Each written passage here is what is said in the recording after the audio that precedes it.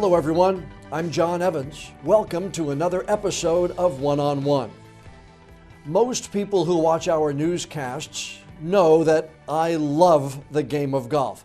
That's why it's doubly enjoyable for me to have John Maginnes as the guest on my podcast this week. I actually covered John when he played golf for East Carolina University, followed his success on the PGA Tour as he played alongside the greats like Tiger and Nick and Freddie for a decade. Then, watching him get the opportunity and grow as a golf analyst, covering events all around the world for the Golf Channel and now for Sirius PGA Tour Radio. John has now moved his family here to Wilmington, and he still covers the game that he loves, and boy, is he enjoying fatherhood the second time around. Well, John Maginnes, former PGA Tour player, on-course commentator, and the co-host of Catrick and Maginnes on Tap on Sirius PGA Radio. Welcome to the One-on-One with John Evans podcast. I'm thrilled to be here. Thanks for having me. You must have run out of people. What do you like better, playing golf or talking about people who are playing golf? Well, I can tell you which one's easier.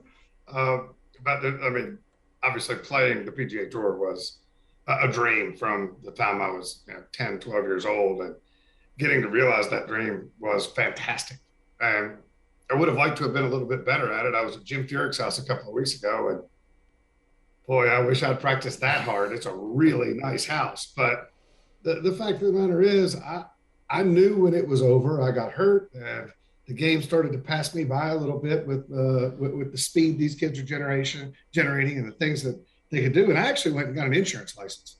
I was going to sell you life insurance. And if I had done that 20 years ago, I'd be rich now. Instead, I'm like you. We work for a living. You're prettier than I am, but they only need my voice out there on the golf course. So we talk and we get paid for it.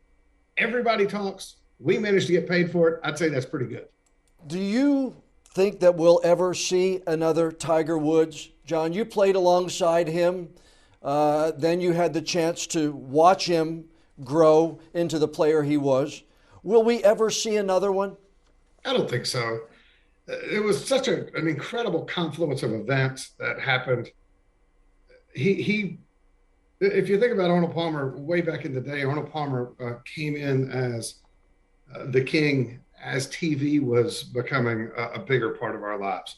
Tiger Woods became Tiger Woods as the internet was becoming a bigger part of our lives. So not only was he the greatest player that I ever got to see play, but then he had all these other things that happened at the same time. And, you have to think that at one point in time, there probably weren't 5 people on the planet more famous than he is. So, or than he was. No, I don't think we're ever going to see, we'll see generational players again. Of course, every sport will. But I don't think that in my lifetime we'll see anybody that we can compare to Tiger. Who's number one in the world right now? Not necessarily on the rankings, but who do you think is the best player in the world right now? It's such a hard question because there's so many great players. I mean, Jon Rahm winning the U.S. Open was incredible. And, he has all the physical skills to be the best player in the world. And then you look at Justin Thomas and Rory McIlroy and Jordan Spieth and think, well, where are they lacking? And so I don't think the game's ever been in better shape in terms of what it can create in terms of drama. We see playoffs just about every week now because it's so hard to win. What's the biggest difference now? I mean, you mentioned it a little while ago, but what's the biggest difference in the game, the way it's played now, versus the pro game that you played in mid-90s to mid-2000s?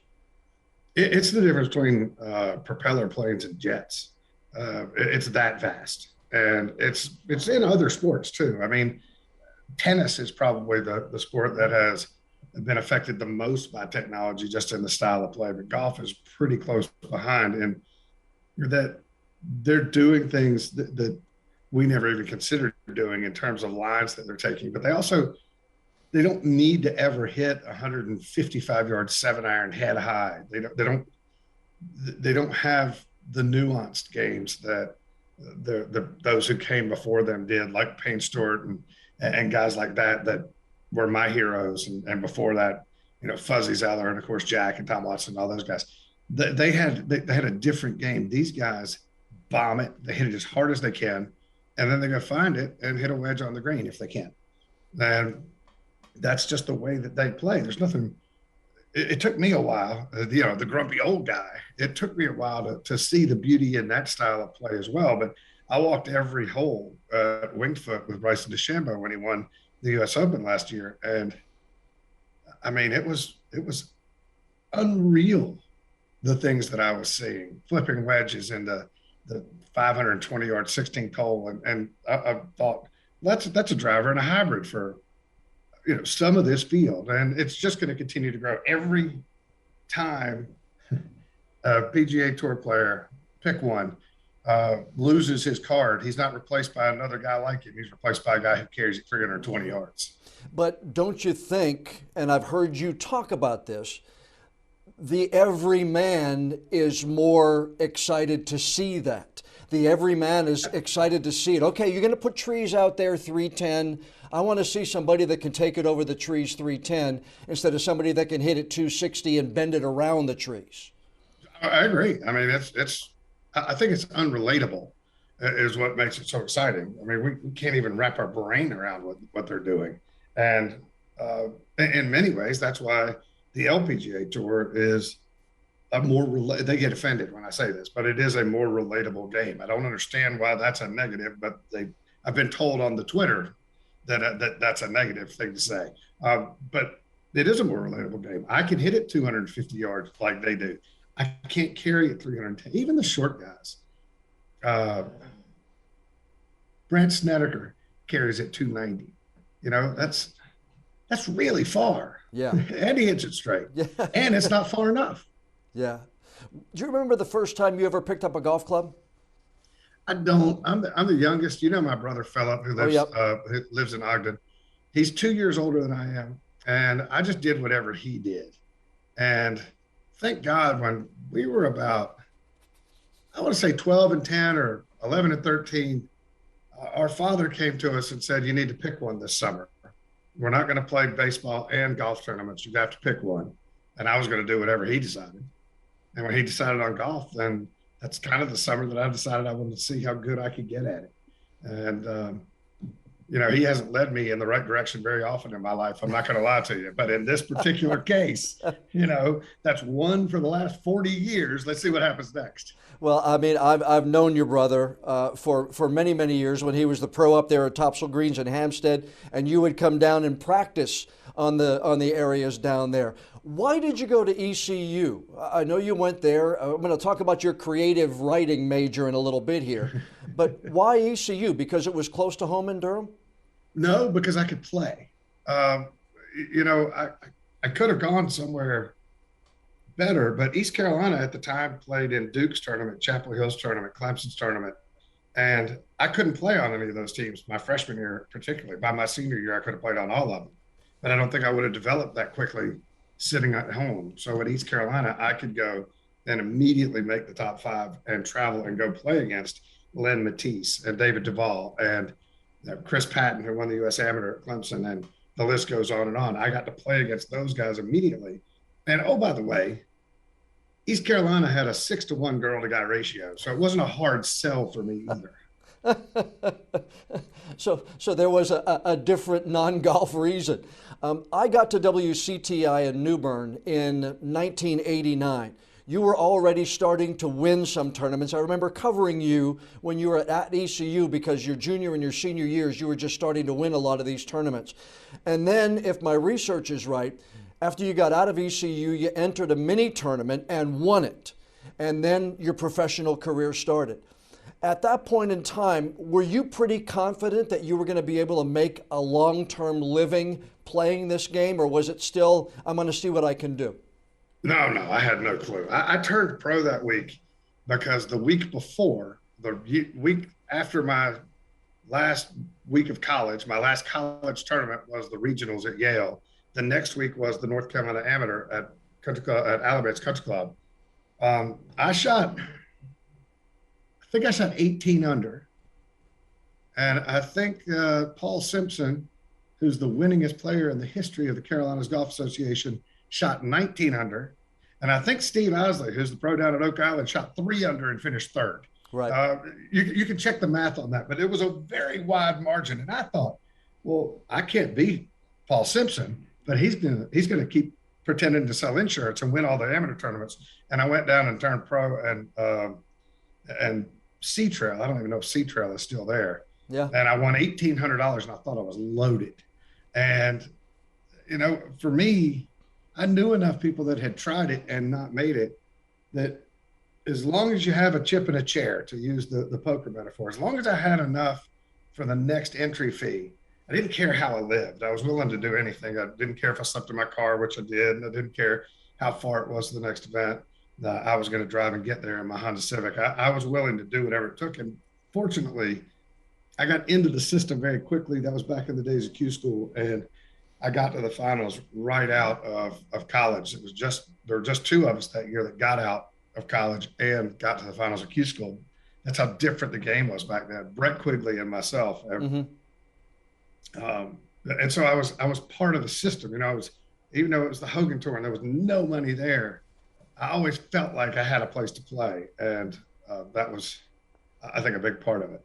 Is that where the players are the hungriest? Do you remember that being, minor league with wooden bats? It's the love of the game kind of level, right? It's that, and there's a real sense of camaraderie that doesn't get talked about. And maybe it's different now because now there is plenty of money out there to make a living. But you're in it together, the first tournament I won out there in 95, and that's after struggling for several years, I won $36,000 in the first event of the year in 95. That wasn't even enough to cover my expenses for the rest of the year. Plus it was in California, so they probably took a third of it. So, it was tough sledding the entire way, and you never got far enough ahead to feel comfortable. It was great. It was the hardest dollar in sports. They cut to 60 in ties as opposed to 70, which is what the PGA Tour cut to at the time. And you had to shoot, several under par every week just to make a check. And if you didn't finish in the top 25 or 30, you were probably still losing money that week. Now, you did play, I guess you went to Q school, played about 10 years on the pro circuit. I think it's funny that when you look at John Maginnes and the research, it says career earnings $1.7 million. A lot of people would look at that and say, wow, he made $1.7 million. But that's over 10 years, and right. It's not the glamorous life that many people think it is, that you're traveling to all of these great courses and playing all of these great places. It's a cutthroat business and a cutthroat industry, is it not? It is, but then again, thanks to Tiger Woods, it's become a whole lot more palatable. And Tiger in a stretch from 99 to 2008, doubled the purses and then doubled them again through the TV contracts. And so, my rookie year, it took 180,000, 170,000 to keep your card over the whole course of the whole year. I think this week, when the Northern Trust is over up there in New Jersey, look at the payout, and I bet 180,000 is somewhere around 15th or 20th in that tournament alone. So the money is so massive now that, a guy can have a $600,000 a year job and lose it because he didn't make enough money to keep his card, which is fine. That's great. I'm thrilled to cover it and to be a part of it.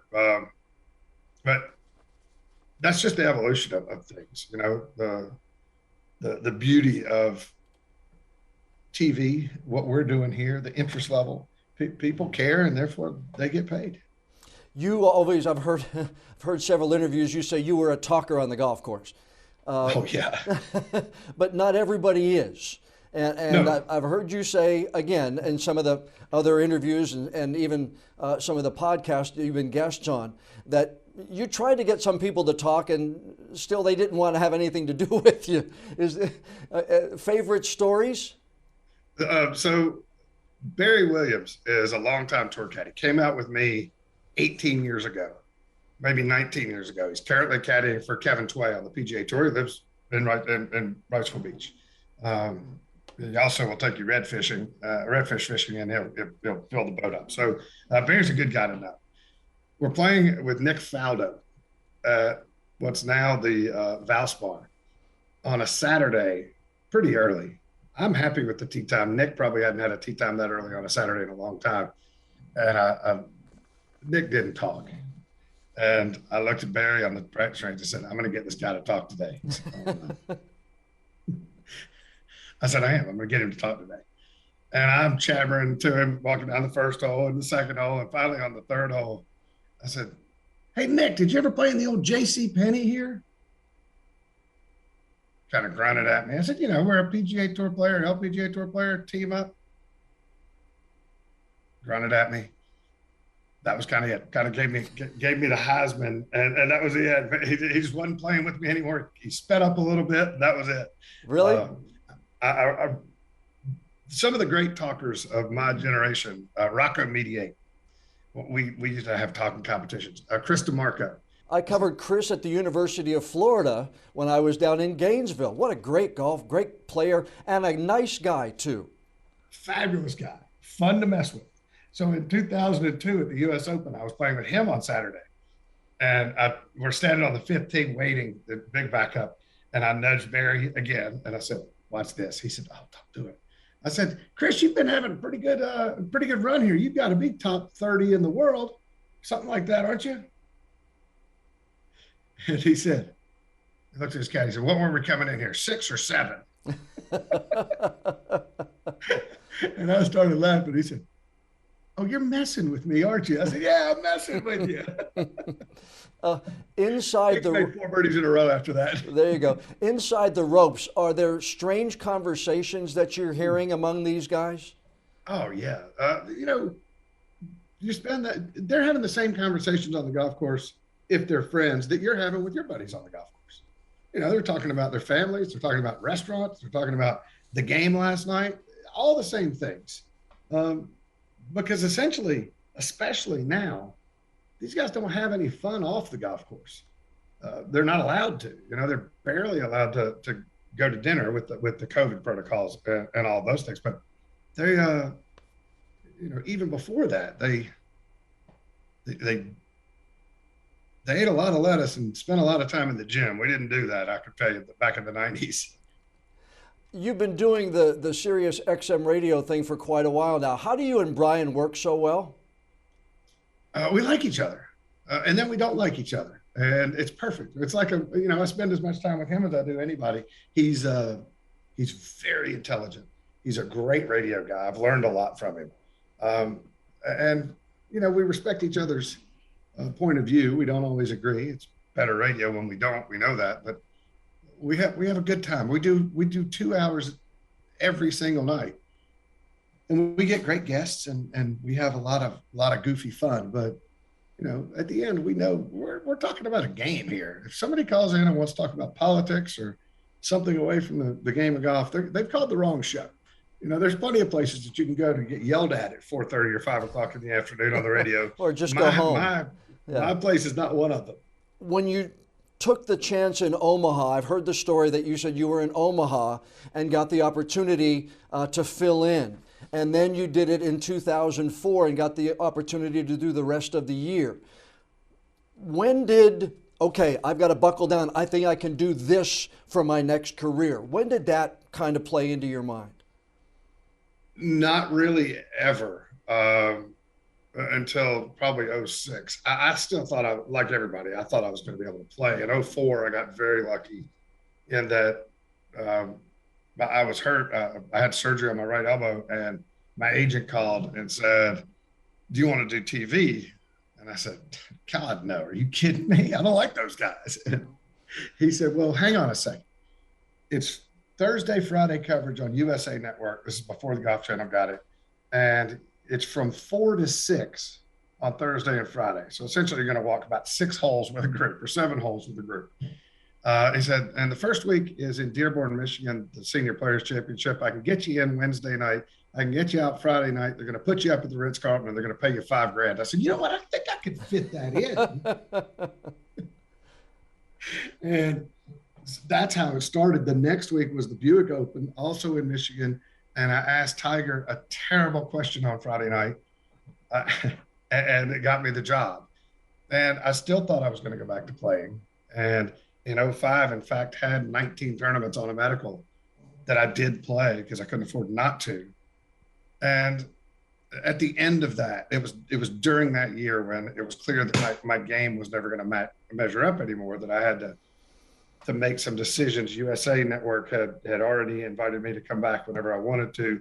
Excuse me, in '05, PGA Tour Radio started doing live play-by-play coverage. So there were two jobs, not particularly lucrative jobs. That first week was the best week I ever had, but they were jobs, and I could do them. And then it was fun to be a part of a team. As you know, as you're sitting there, right, you may be the only person in a one shot, but there's 30 people behind that camera and another half dozen in your ear telling you things and keeping you up to date. And it's teamwork, and it doesn't work without everybody working together. And I had never had anything like that in my life before. So I got pretty excited about it and tried to learn the nuances of when to do things, when not to do things, when it's okay to go off a little bit and get off tangent and be funny during broadcast, and when it's time to be very serious. So I fell in love with it and tried to get better at it. And here we are 15, 16 years later, and they still let me do it. I keep waiting for somebody to tap me on the shoulder and say,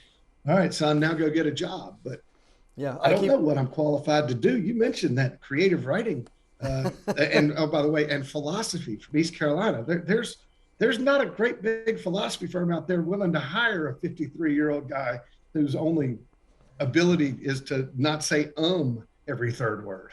And I keep waiting for them to change the door code here on me, and they haven't done it yet. So I'm still hanging in there too. But you were so used to being on the course. You were so used to being right there with the microphone and seeing the way the green broke. But then the pandemic came, and you had to do some of that from your own basement. Yeah. Now, you guys make it sound so easy because of your knowledge of the local layout, but that had to be terribly difficult to try to make it sound like you're right there. This is going to break 3 feet left or 3 feet right. How tough was that, and how tough is it? The hardest part was the PGA Championship at Harding Park that Colin Morikawa won. I had been to Harding Park for the President's Cup, 16 years before. I didn't remember any of it.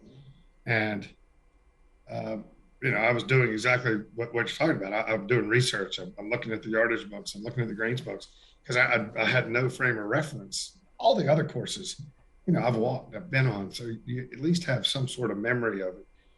That PGA Championship was exciting, but it was really tough. And you're right. I was in my basement. This is before we moved down here. I was in Greensboro, and I had a monitor.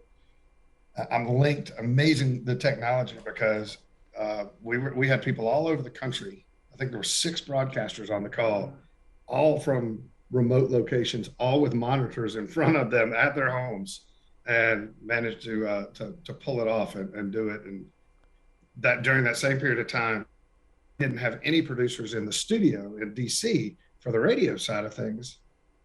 So we had to pre-record all our shows. So we just went through our Rolodex, and if you go back and listen to the shows, they were awesome. But, it was like the bass player for REM, Mike Mills, for an hour. And then it was Ron White for 45 minutes because, those guys didn't have anything to do either. They were thrilled to talk to us. They weren't busy.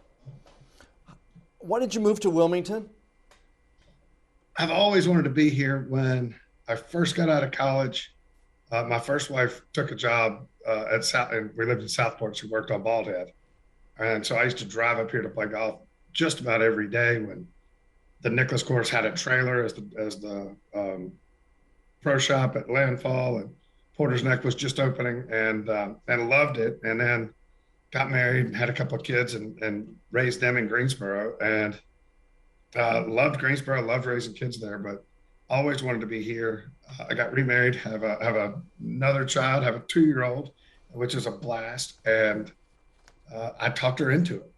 I said, let's move to Wilmington. And so we did. And we've been here for a year now. She's opening a yoga studio downtown. We bought an old house that'll never be finished. I think when you buy a new house, you're finished. And when you buy an old house, you're never finished. Yeah. So we're in the historic district downtown, and it's a blast. We're loving it here. The people are incredible. Riding bikes around to restaurants and, avoiding the traffic on Market Street. It's all part of it. How is fatherhood treating you the second time around? I saw you at the Eddie Hanneman tournament, and that young one of yours was keeping you busy running around all over the place. How do you like fatherhood the second time around?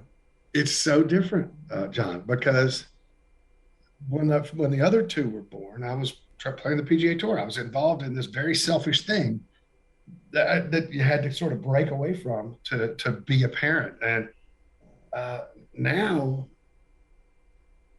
I'm not worried about going broke. I'm not worried about losing my job. I mean, I probably should be worried about those things, but I've discovered they don't put you in jail for them, and that you can still be a good father with or without those things. So I've really enjoyed it this time. He's a terrorist. He's wide open. He doesn't sleep. He's so much fun. We just spent this morning on the south end on the sound side of Wrightsville Beach, and then we went to Trolley Stop for hot dogs. I mean, we are tourists in Wilmington who live here and get our mail here. It's like you got a mulligan almost, right? Right, exactly. I had the chance to walk inside the ropes a couple of times. Number one, at the Emerald now in New Bern, the Curtis Strange Shrine Classic. I was the MC there for a couple of years. One year I did it when Curtis had Arnold Palmer come in. Another year I had the chance to do it when Curtis had Michael Jordan and Peter Jacobsen come in. And I was walking along and put the microphone up, and they had a speaker on a golf cart, and I was giving the crowd what the guys were saying. So I got a small taste of what it's like for you inside the ropes and doing your job. You've got to be having fun because I know you love golf so much. I'm having fun, and it's more fun when I get the guys who want to talk. You may be surprised by the guys who will come over and carry on the conversation. You probably won't be surprised that George Spieth does it, but Patrick Reed, there's a guy that is much maligned, but if I'm walking down the fairway, he'll talk to me. Bryson DeChambeau, he'll talk to anybody about golf as long as you're not giving him a hard time.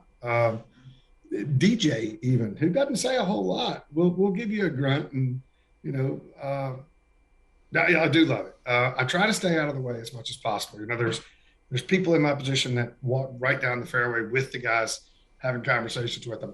I try to make myself available if they want to talk to me, but I try not to make myself part of the story. Plus, when you're walking with them, you get on TV, and the camera really does add 20 pounds, and it's not pleasant. Do you have to walk a fine line? Because you talk about these same guys on the radio show. You interview them after a round sometimes. You get 3 questions from what I understand. So do you walk a fine line of making sure that you can still ask the tough question, or you can still do that criticism and then still be treated the same way on the golf course? I've had it blow up in my face a few times. I won't lie to you. Usually, though, it's the agents, and most of the time, it's a misunderstanding, and that's perfectly fine. At the end of the day, I don't get paid by the players. I get paid by whomever it is that's paying me. But when I work at PGA Tour Live, I'm getting paid by the PGA Tour, and you know what? They're going to listen to the players. So yes, of course, there's a fine line, and I think the ones who've been around know that I'm not going to break any confidences out there. The game itself is entertaining enough. I don't care who you're dating. I don't care who you're married to. I don't care if both your wife and your girlfriend both show up in the gallery. I'm not going to talk about that. I want to cover the game of golf and the personalities that drive the game. The other stories that come about, and you have to talk about them in the talk show format. But like I'll give you a perfect example. Matt Kuchar a few years ago ran afoul of public opinion when he won down in Mexico, had used a local caddy, didn't pay the caddy what everyone seemed to think was the right amount of money. He ended up making good on that, but that was a story we had to cover. And I felt bad because I really liked Matt Kuchar. And I said that. I said, look, he'll do the right thing here. He probably just didn't realize he made an agreement with this guy at the beginning of the week. He paid the guy what they agreed on, and now everybody's up in arms. And I may have given him a harder time than that, but I think we're okay. I think that they understand that we're doing our jobs. Do you remember the last time you said wow on a golf course when you were doing your job? Yeah, I've gotten to see some things that were wow worthy. The way that Dustin Johnson drove the ball at Oakmont, the way that Rory McIlroy drove the ball at Valhalla when they won. Those are the two best driving exhibitions I've ever seen. I mean, consistently 330 to 340 yards and majestic. Now, different. Rory's go straight up in the air and come straight down, where DJ's is a more boring shot. But and then the short games that these guys possess are just outstanding and fun to watch. So yeah, I think I say wow a lot. And I tell you, when I say wow, every year going forward now, because Sirius XM has a contract with Augusta National, walking on that property. As soon as you walk on that property, that's a wow. As soon as you get around the corner on number 3 at Pebble Beach and the ocean exposes itself around the dogleg down the 17th, that's a wow. The church pews at Oakmont, they're a wow. So the game still wows me quite often. I'm turning 60 years old next April. I've played Pinehurst, been blessed to play Pinehurst a couple of times. Where should I go to play golf? You've been everywhere. Where do I need to go to play golf on my 60th birthday? When my brother turned 50, he said, where do we go? I said, we go to Pebble Beach. I said, it's expensive. I'll set it up. When we took 4 of us, and we got on Cypress Point too, which made the trip that much better. But we played the Olympic Club when we landed in San Francisco, and then drove down, played Spyglass, Pebble, and Cypress Point. That's about as good a trip as you could take if you don't want to bounce around quite that much. Bandon Dunes is in Oregon, is 5 golf courses now, and a par 3 course, and you can stay right there on the property. Great food. I mean, it's just golf heaven. And if neither of those appeal to you and you want more exotic, the Ring of Kerry in Ireland, we take a trip every couple of years, and I've been told that I'm Scotch Irish. It's not true. When I'm in Ireland, I'm Irish. You know, it's been fun to watch your career, because I remember seeing you in an ECU Pirate golf shirt carrying your own bag, and to see you give the tour a try, and now your success on Sirius XM, but also PGA Tour radio. You're a writer now, you do some writing. It's been fun to kind of watch you and follow your career for so many years. Well, I appreciate it.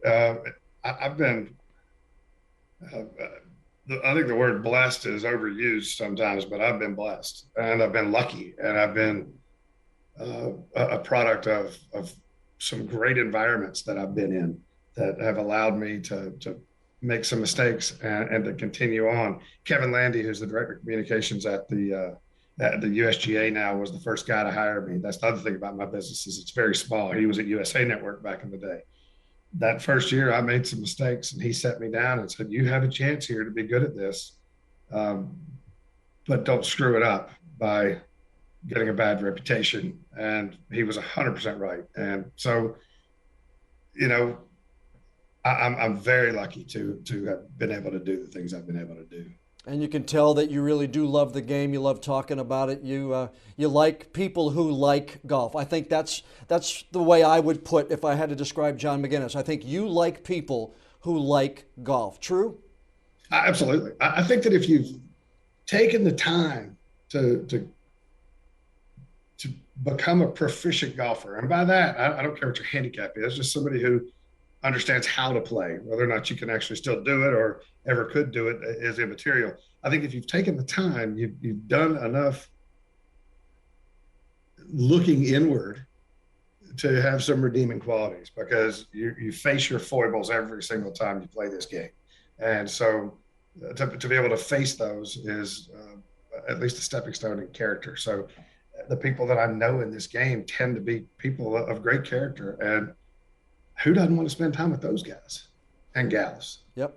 Amen to that. Well, John, I appreciate you taking the time. I know you got to start your prepping for your Sirius XM radio show. Get that young man of yours, take him outside for a walk, and enjoy the day here in Wilmington. Thanks for taking the time to be with me today. Thank you, John. Let's tee it up sometime soon. A big thank you to John Maginnes for joining us here on the One-on-One podcast, taking time away from his family and his job. You can hear him nightly on Catrick and Maginnes on tap on Sirius XM PGA Tour Radio. It's on channel 92. It's a fun listen. You need to give it a try. The website for the show is kmontap.com. You can also follow John on social media. On Facebook and Twitter, he is at John Maginnes, and he's Real John Maginnes on Instagram. Now, before we go, I'd like to ask you a favor. Please download and subscribe to the One-on-One with John Evans podcast on whatever app you use to listen to your favorite shows. And if you would be so kind, please leave us a rating or a review. We really do want to know what you think of our interviews, and the more feedback we have from our friends like you, the higher we'll be listed on the apps, the better chance we'll have of bringing in even more new listeners. I'm John Evans. Thanks so much for joining us for this week's episode of One-on-One.